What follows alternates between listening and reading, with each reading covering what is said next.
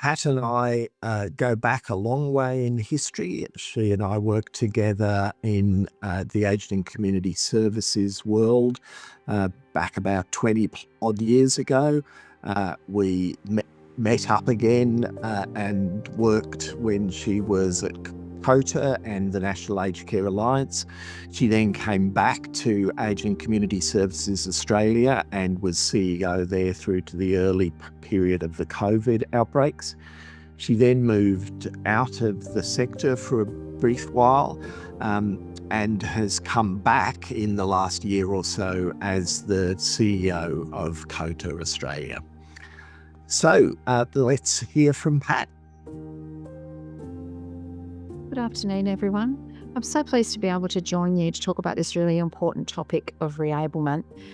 It's something that I first learnt about early in my career through Western Australia, where Silver Chain was doing some excellent work around the impact that reablement had for older people and for them being able to stay at home and just the positive impact that it had. So it's a topic that's dear to my heart. I want to look at it through a different lens this afternoon, though, in terms of thinking about it's such an important thing. We know that there are great results, but it's still not something that's really just embedded, that's a given in the system. I know all of you work in it and do amazing things, but it's still not something that's really embedded and used.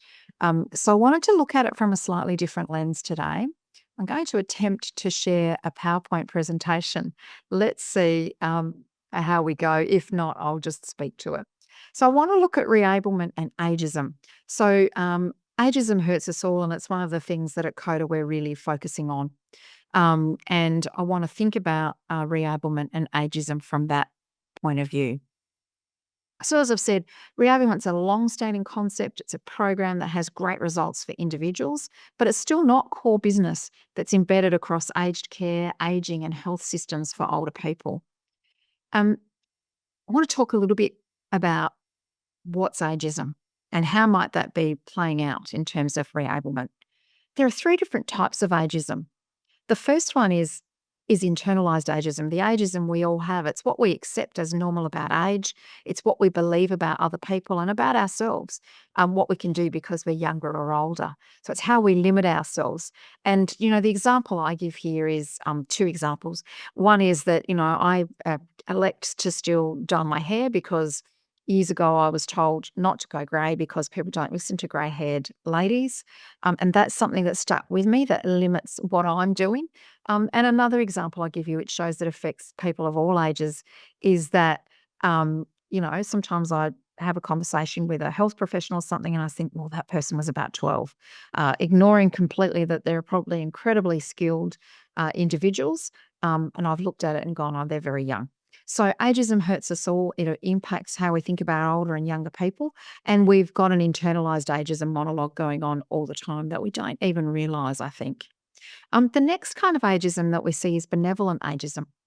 And in that, and you see this particularly in aged care, so it's particularly relevant to what we're talking about today, I think, is that benevolent ageism assumes frailty and assumes that people are less able based on their age, that they're vulnerable and they need our protection. And so that's how we go about limiting others' autonomy and agency. And I think we see that at play in the aged care system.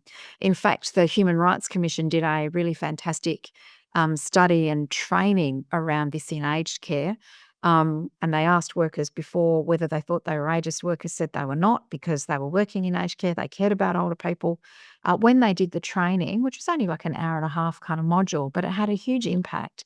And when they said afterwards, they said, actually, we did have ageist views.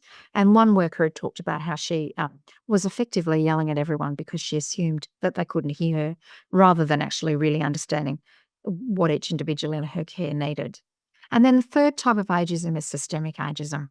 And this is where we see society eliminating and discriminating against people and structural barriers for people being able to do things or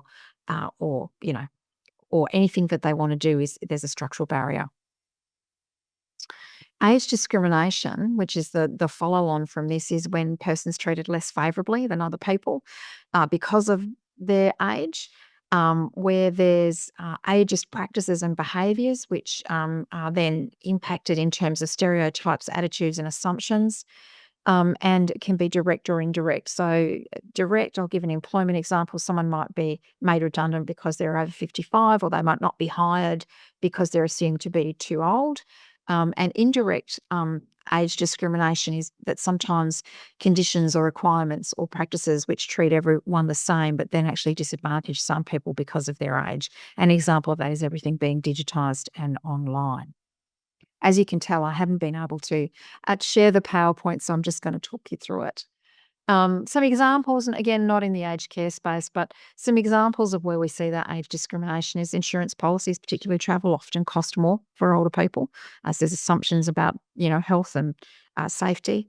One we see, which you may not be familiar with, is banks often refuse older people credit cards because they don't perceive they can service the loan. So those are the kinds of things we're talking about where you see a discrimination because of assumptions that are made about what people can and can't do. The other thing I want to draw attention to today, which plays out in aged care, which is largely while men and women are both in there, older women live longer, where they're in larger numbers and the staff are largely women, is gendered ageism. And that's a double whammy where older women experience sexism as well as ageism. And we're more likely to experience that over our life course, which impacts on our income and our health. And more likely to experience ageism when seeking medical treatment or health-related services. And this is coming to the point of what I really want to talk about today. Because you have to ask, with the outstanding results we've seen of reablement, why isn't it more of a priority? It's still not the basis of everything that we do, that we give people, that we support people to be the best they can be. We help them to maintain their function or to regain it. And I think partly this is to do with a view that older people are naturally declining and may not be able to. Now, not for the people who are on the call today, but generally within the system, I think this is the case. And we see it in decision making. The new Aged Care Act that's being looked at the moment is we're hoping will shift decision making to be about supported decision making rather than substitute decision making.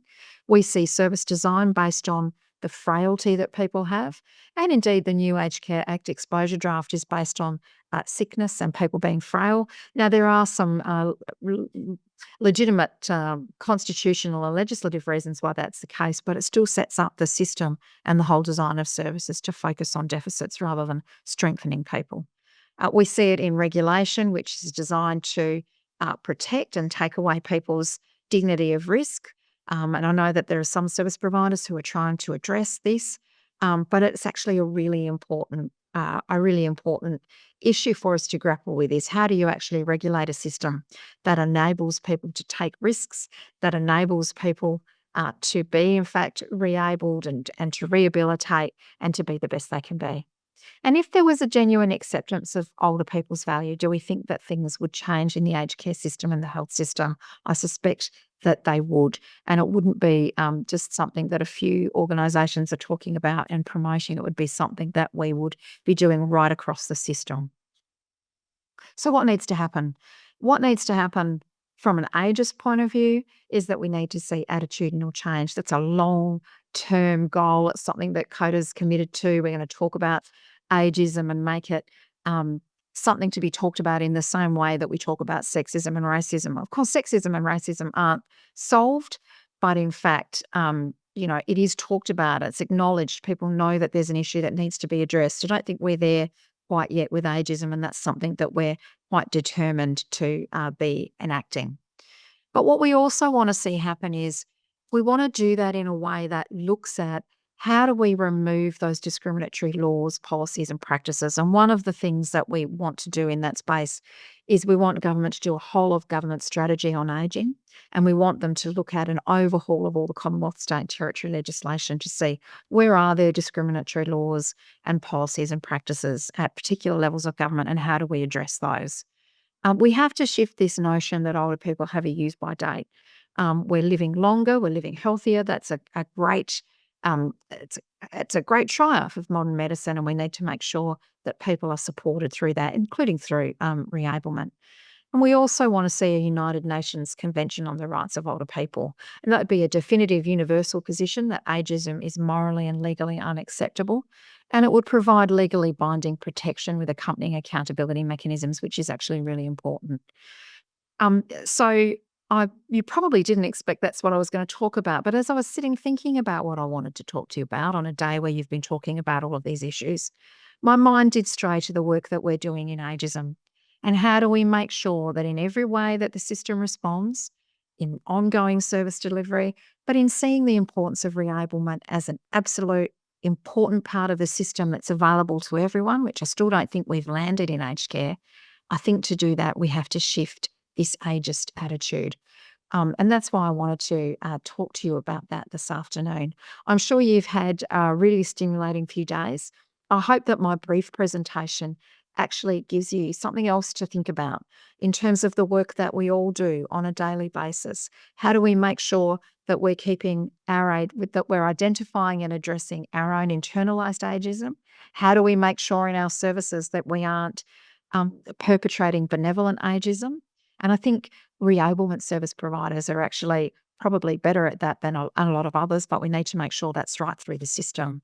And how do we make sure that we don't entrench in our services and systems age discrimination? So thank you for spending a little bit of time with me this afternoon. I hope you've had a great day, and I hope that you find this a different consideration in the work that you're doing. It will be important, no doubt, as the Act rolls out, as the new support at home program comes in. As said, it hasn't become a significant part of support at home. It's acknowledged, it's seen as important, but how do we make it a significant part, an everyday part of what support at home does for older people and their families? So thank you for your time. I hope I've given you some different ideas, and I'll look forward to seeing you all again somewhere around Australia and sometime in the not too distant future. Thank you so much for your time.